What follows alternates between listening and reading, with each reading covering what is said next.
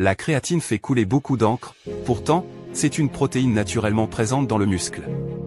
Bien connue dans certains milieux sportifs, la supplémentation en créatine aurait des effets bénéfiques sur l'augmentation de la masse musculaire et l'optimisation de la puissance. C'est quoi la créatine? Dérivé d'acides aminés naturels, présents principalement dans les fibres musculaires et le cerveau. Elle joue un rôle dans l'apport d'énergie aux cellules musculaires et dans la contraction musculaire. Elle a été découverte en 1832 par le chimiste français Eugène Chevreul. La créatine est une substance composée de 3 acides aminés. Dans le muscle, elle est transformée en phosphocréatine pour fournir de l'énergie lors d'efforts brefs et intenses, pendant les 10 premières secondes. Les besoins du corps sont de 1,5 à 3 grammes par jour, ils sont couverts par la créatine que produisent le foie et les reins, et par celle qu'apporte l'alimentation, en particulier les viandes et les poissons. Le rôle de la créatine. Souvent utilisée comme supplément, la créatine peut augmenter les réserves de créatine phosphate dans les muscles, améliorant ainsi la force et la puissance musculaire. Elle est largement étudiée et considérée comme l'un des suppléments les plus sûrs et efficaces dans le domaine du sport. Cependant, il est recommandé de consulter un professionnel de la santé avant d'initier une supplémentation en créatine. Les effets de la créatine sur le corps.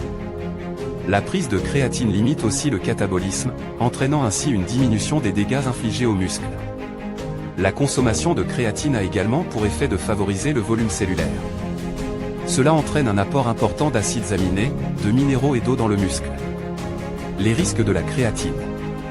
Lors d'un dosage inadéquat, la créatine peut provoquer des troubles digestifs, comme des nausées, de la diarrhée, des maux de ventre ou des boutons apparents sur la peau.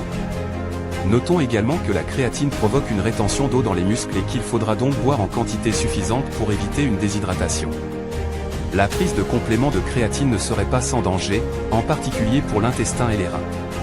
Elle ne doit être utilisée ni par les femmes enceintes, ni par celles qui allaitent, ni par les enfants et les adolescents, ni par les personnes qui souffrent de problèmes rénaux. Quelle est la meilleure créatine? La créatine monohydrate est la forme la plus commune de supplément de créatine. Parce que cela facilite les performances à court terme. Quand prendre de la créatine?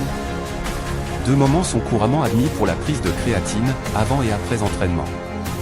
Même s'il n'existe pas d'heure idéale de prise, consommer sa créatine autour des entraînements reste préférable pour accentuer ses bienfaits. N'hésitez pas à aimer et à partager cette vidéo et laisser en commentaire vos questions si vous en avez.